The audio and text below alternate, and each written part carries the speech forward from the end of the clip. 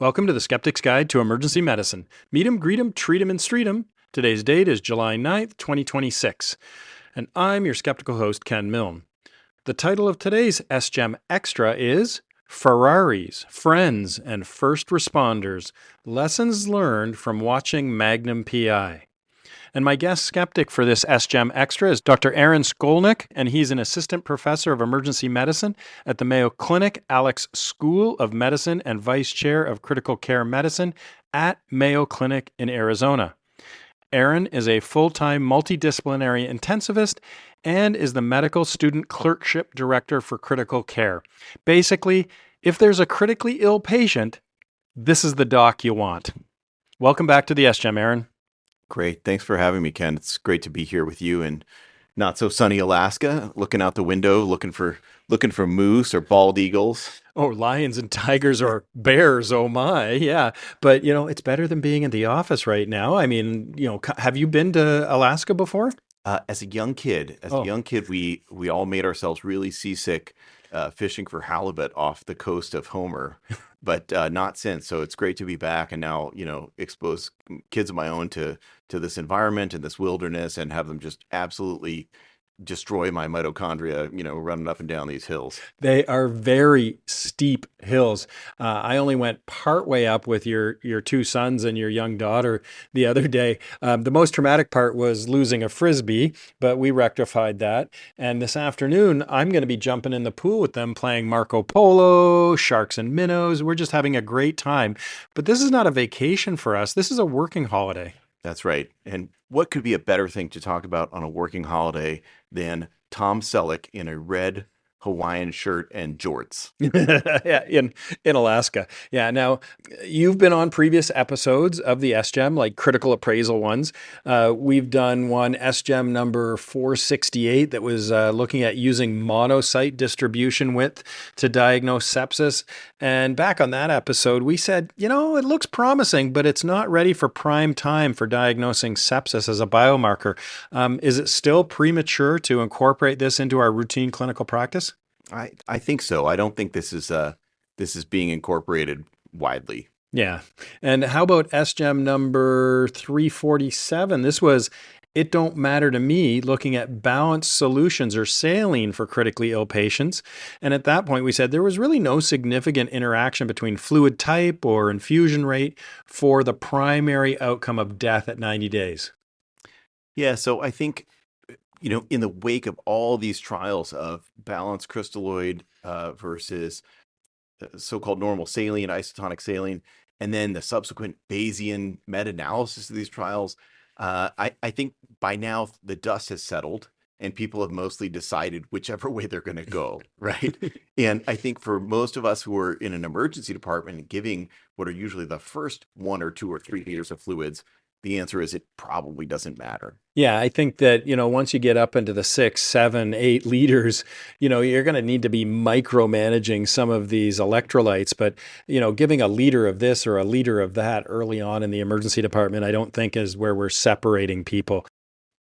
Today's episode's a little different and hopefully a little bit of fun for the listeners. We're diving into a classic TV show. We were in Hawaii recently, earlier this year. You and I were walking down the beach, your son was with us, and you were telling me how much you loved Magnum PI.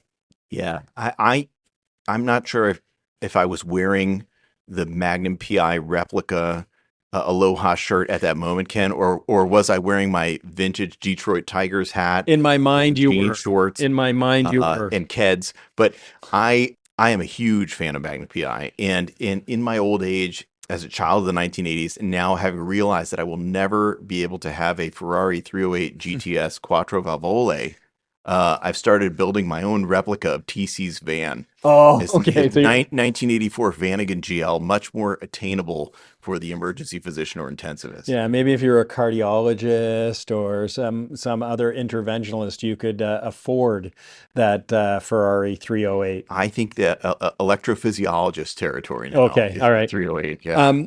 Well, we've done episodes before using pop culture TV to reflect on medicine. We've talked about Star Trek, and of course, I'm talking about the original series. We've talked about Ted Lasso and Buffy the Vampire Slayer. It turns out TVs and movies can be surprisingly educational for us.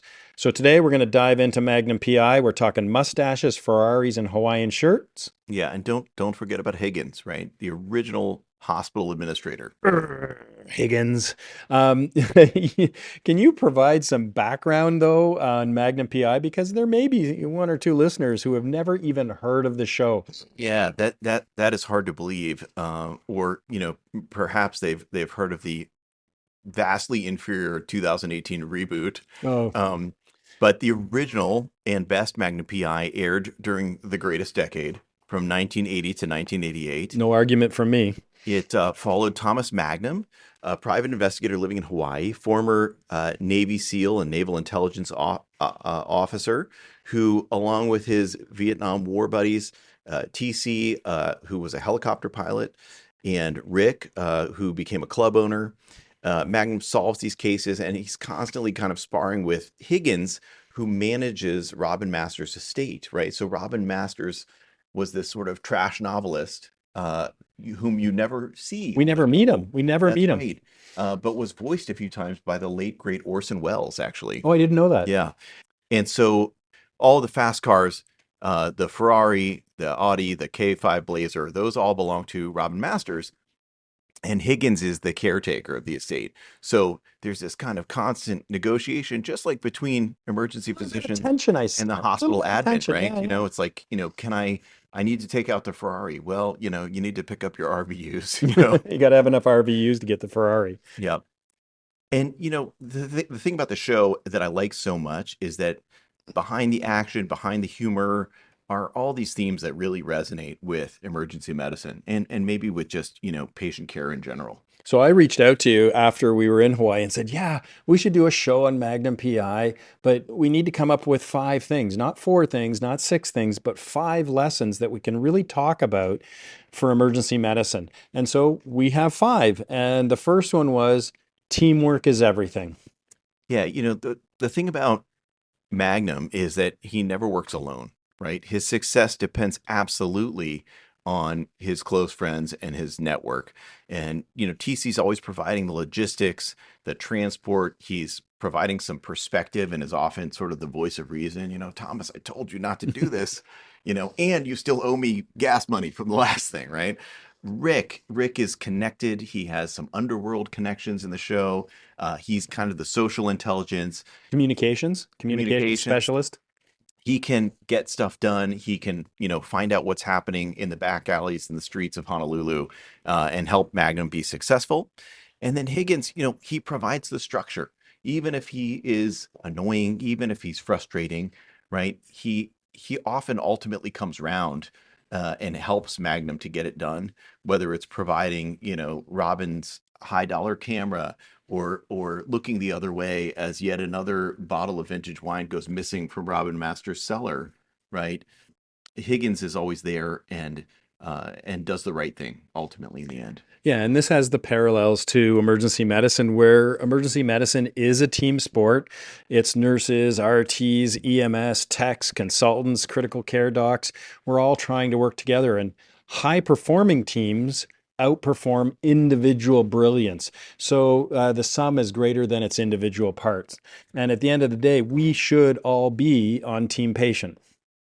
Yeah, and even though now we've made it into a named specialty, right? Aka Grenvik and Peter Safar said critical care was the continuum, right, from the time that the patient becomes acutely ill until the time that they are better and they leave the hospital. And so everybody from the ambulance to the emergency department to wherever they go upstairs in the hospital to PT and OT and rehab is part of that continuum of critical care. And that's the takeaway, is that no matter how skilled you are, the patient's outcome, and that's the only outcome to be considered, right, depends on the team. All right. And the second point we came up with was the hidden burden, the post traumatic stress disorder, the mental health, burnout, wellness, all of those things. Yeah. So, you and I sitting at this table, right, are in usually the number one and number two, or number two and number one specialties ranked by burnout rate.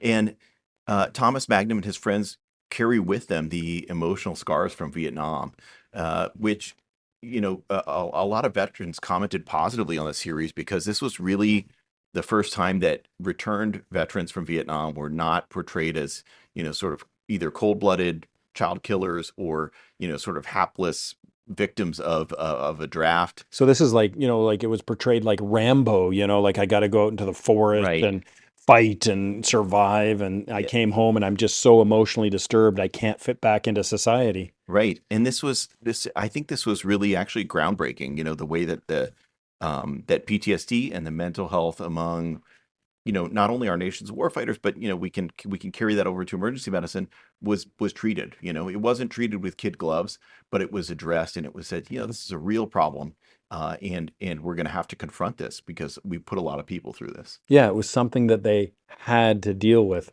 And we have to deal with this too because we're exposed to trauma, whether it be, patients dying, and this is very difficult and it's a weight we carry. But we're also exposed to a lot of violence in the emergency department, much more than many other specialties or other professions where violence is a daily part of our routine. And we've talked a lot about burnout, but it's more about moral injury, that frustration that you can't provide the care to patients that you want to give because of system problems. And the system problems are not things that you can address because the system problems are upstream or downstream from you. And it's not in the department that's the problem. It's not enough inpatient beds, not enough mental health care beds, not enough long-term care beds, those types of things. And when I say beds, that's a short form for staffed beds because we need health professionals to be able to Right. care for patients. And we do have high rates of post-traumatic stress disorder among emergency physicians and high rates of substance use disorder and those types of things. And so this is part of my wellness. I get to hang out with you. Like, Ken, why do you do a show every week? Why do you talk nerdy? I get to have a one-on-one conversation with another nerd. I come to these courses and conferences and get to hang out with this amazing faculty. So we really need to talk about this and be more open about it. Yeah, and I think that that's the key takeaway, right? Is uh, to be able to recognize it in oneself and in others, to talk about it, to support each other, and to make use of whatever resources your institution can help provide. Because mental health is not optional, in EM. It's not optional for any of us, but it's certainly not optional if you want to have a long and healthy and productive career in emergency medicine. Yeah, and I've shared my story on the SGEM back in 2018 with the death of my father and stuff, and shared that openly about the grieving process and how grief affected me and being on the edge of burnout. Number three, we love our toys and we should use them wisely. Yeah. So Thomas Magnum had access to a lot of fancy stuff in the show. He had that Ferrari 308 GTS, which I'll continue to dream about. And is 40 years too long to have a poster of that on the wall? He had access to an MD 500 helicopter, which is a really cool, really great Yeah, it looked like an helicopter. insect. It looked like this bubble insect flying around with these cool Yeah. stripy patterns on it. Yeah, so the military version of these helicopters was the Little Bird. I think it was the OH-6 Little Bird, and this was a helicopter that TC would have been familiar with from flying From scout Vietnam. missions in Vietnam, Wow. and they are really amazing helicopters and can do things other helicopters can't do because of this fixed rotor system, and super cool. And say nothing of the brown, yellow, and orange paint, Oh yeah. which was replicated on TC's van, will soon be replicated on mine.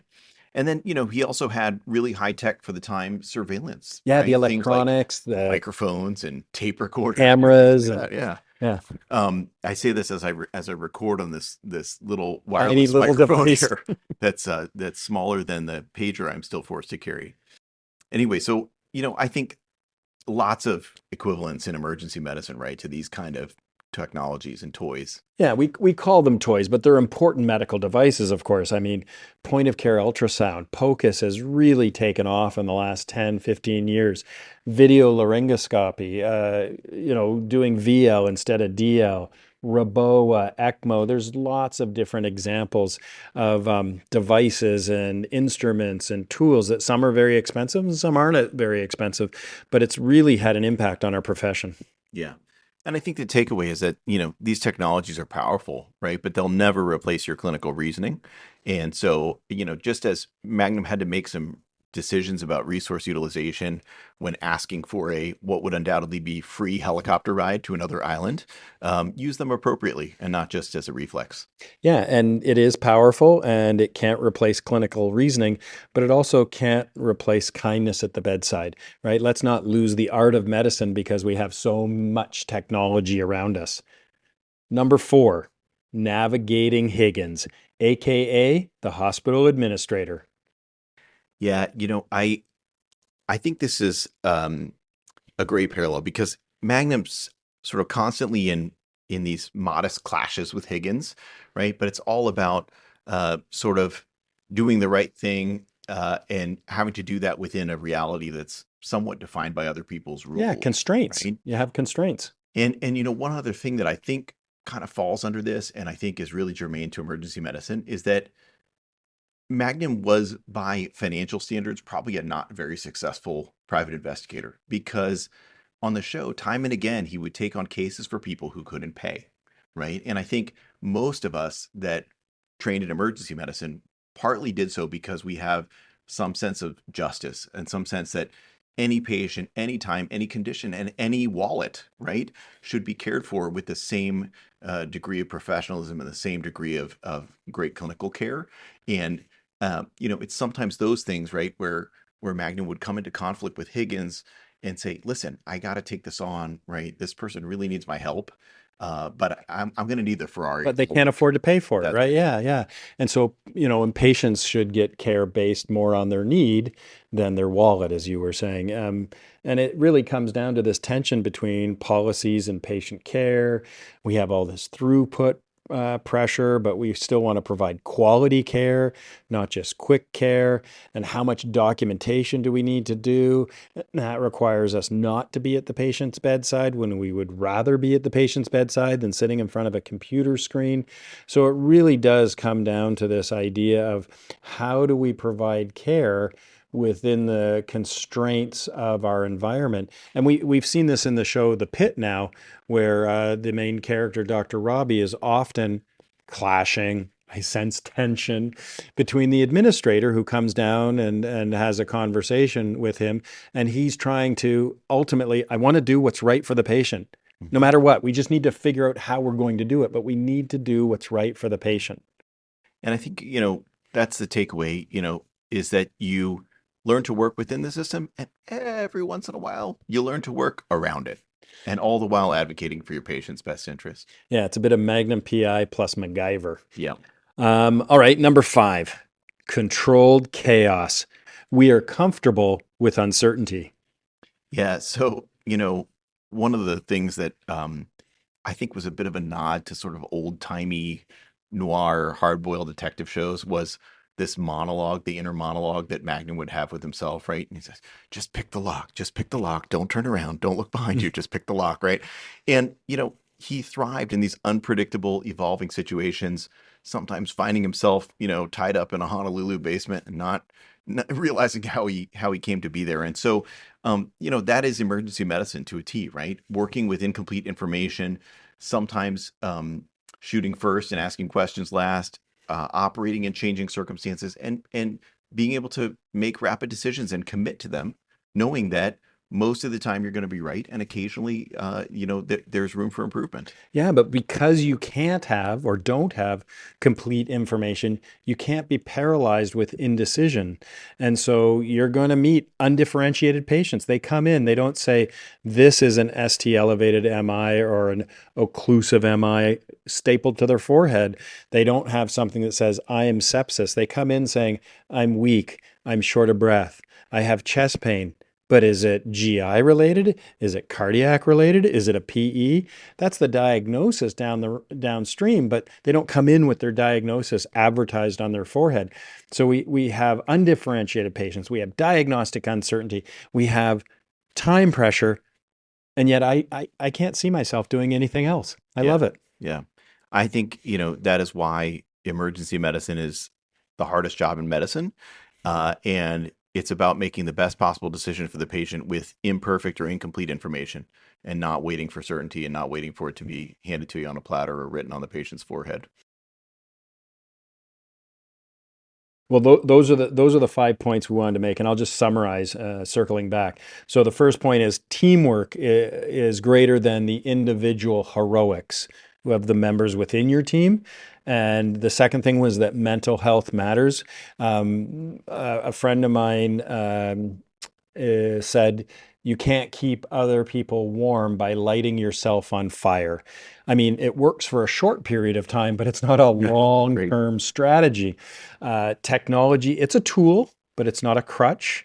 And system navigation is part of the job, how to work within the system to get the outcomes and the care that your patients expect and deserve. And then finally, being comfortable with uncertainty is a core EM skill. Wouldn't you agree? Absolutely. Well, before we finish up, any final comments about being in Alaska and hanging out before we head home in a couple of days? Yeah, I mean, it's a remarkable place, where you're driving down the street to get some gas for your rental minivan and bald eagles are circling, Oh yeah, no, It's it's just Americana, yeah, they're it screech. yeah, absolutely unbelievable. It's so And green. That's what I couldn't get. Like the hills, the mountains, it is such a like it's so beautiful and green and alive. And you're thinking, oh, I'm just going to find a frozen tundra. It yeah, isn't. There's beautiful purple flowers when you're right. hiking. The crystal clear water coming off the glaciers. These lakes that have this turquoise color to them because of the runoff from the glaciers. I mean, it's just unbelievable beauty up here. It is. And something that's been hysterically funny to me is my Phoenix raised children, just mind blown, right? And they The walk in snow? and they go, "Is this a rainforest?" They've Yeah. never seen Oh yeah, the leaves are anything huge. They're so they're bigger green. than dinner plates. Yeah, yeah. The creekside trails are full of this plant we found out it's called Devil's Club. It looks sort of like giant maple leaves, but the It's like stem's covered Jurassic with Park. I spikes. thought it was like Welcome to Jurassic Park. Where are you keeping the velociraptors? Right. And the other thing that they're baffled by is the temperature of the cold water that comes out of the tap here, right? Oh yeah, Because in Phoenix, it's you cold here. cannot get cold water out of a out It, of a it's sink. room temperature. It's It's cold room water. temperatures is the best you get, and here it freshly melted from the glacier, Oh, right? Yeah. yeah, amazing. All right, well, this is great doing it with you. Hopefully, people will be inspired and go back and check out some Magnum PI. Maybe they can find that on some streaming service. I have Yeah, no idea where it's streaming right now, but it's a great watch, and I think it was even better the 44th time through. all right. Well, before we go, can you give the SGEM tagline? Remember to be skeptical of anything you learn, even if you learned it on the Skeptic's Guide to Emergency Medicine. Talk to everyone next week.